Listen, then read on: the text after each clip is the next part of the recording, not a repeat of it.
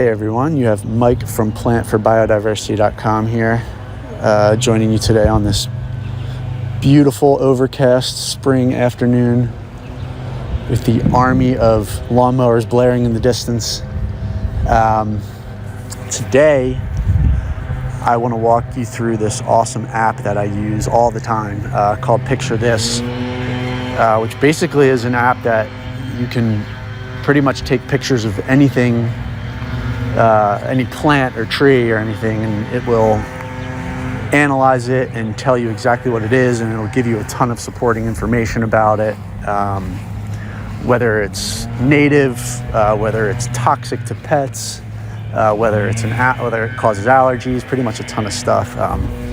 So I'll walk you through the details and how I use it, and I'm a complete novice, so I'm learning a ton. I still have a long way to go, and this app's been invaluable.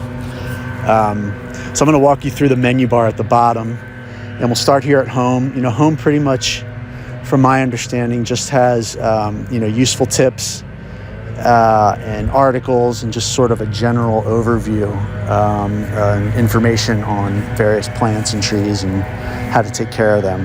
And I don't really spend too much time here.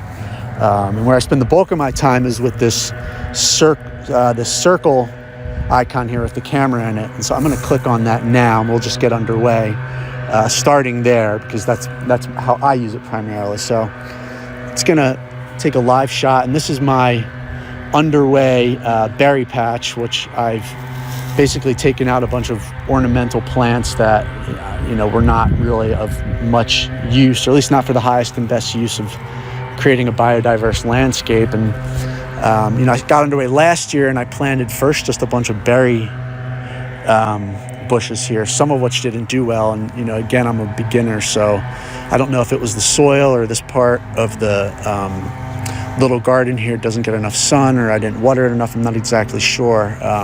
But this area appears doing well, and you'll see we have raspberry bushes. We have new raspberry bushes growing in around here, blackberries, and then this honey bush, which is doing quite well as well. But what I want to show you is there's a couple new plants growing here, none of which I planted. And so what I would typically do is I'm going to come in here and I'll show you. I'm going to take a picture of this plant right here, and I'm trying to figure out whether I want to get rid of this if it's invasive, or whether I want to keep it and let it grow because it's native and will support my goal here of creating this biodiverse backyard that's healthy and supports wildlife, and just creates a great environment. So I'm going to take a picture. I have two plants in there. Let's see if it knows. Okay, so as you see, this is seaside goldenrod. Now where I live, this is a native plant. As you see, it gives a ton of information, a description, the type of wildlife, so it attracts birds, and for this example, it'll show you the birds it attracts. It even provides poems, and people have written about it. Gives a background on the name, symbolism, and then characteristics, which I find this to be very helpful when you're designing your garden. So it gives you just a little more info about what it will look like, the habitat, care guide, and you can click learn more. I won't go through all that now. Scientific classification, and then plant distribution. Now, I'm in Pennsylvania, so this is native for me. So I'm excited about having this in my garden. Again, I didn't plant it here, but I'm going to foster its growth and support it rather than pull it out. So you can share it.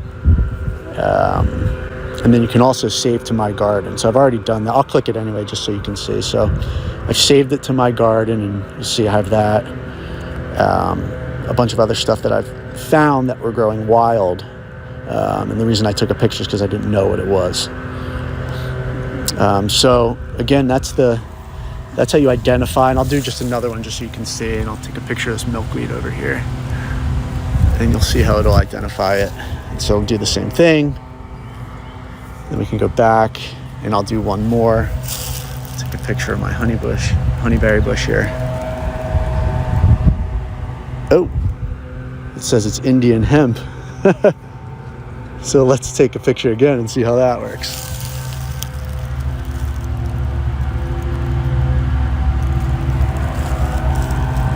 Honeyberry. Okay, so sometimes it'll give you an error, but that's good to know anyway, that you can just double check and maybe take a picture twice. All right. So next thing I want to do is I'm going to come over to this other part. I have this little vegetable garden here, and I'm going to show you the diagnose feature. So I'm going to click diagnose, and I'm going to use this auto diagnose button. And you'll see I have this pea plant here that's not doing well. So it's got these yellowing leaves, and I'm going to take pictures of it, and it asks for 3 pictures from different angles, and we'll see what's going on here.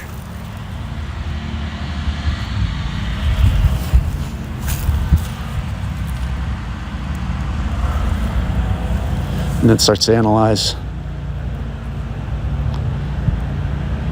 And let's see what it says.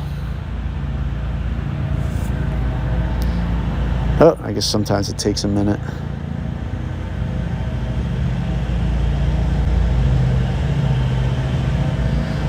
All right, so it looks like we're underwatering, which I'm a bit surprised as there's just a ton of rain here.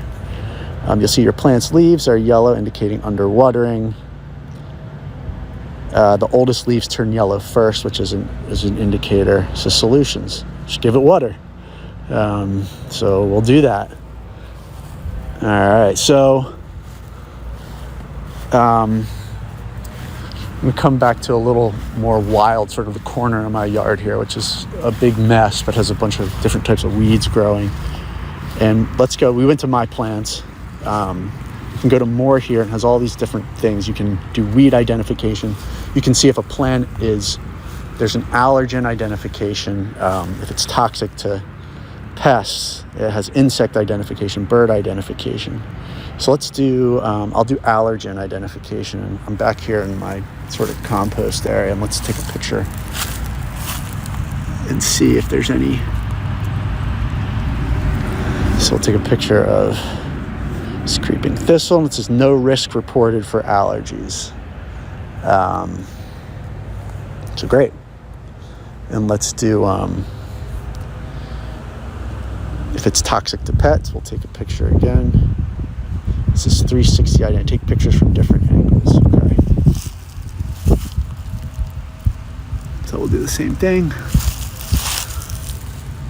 2, 3. Let's see. Non-toxic creeping thistle. Okay. So that's really everything, at least as far as I know how to use this app. And again, this app has been amazing just to be, as a novice, just learning about plants. So I hope this was helpful, and you should definitely download this app. I have no affiliation with it, but I find it to be tremendous. And it's one of my favorite apps. So I hope that's helpful, and I'll see you in the next video.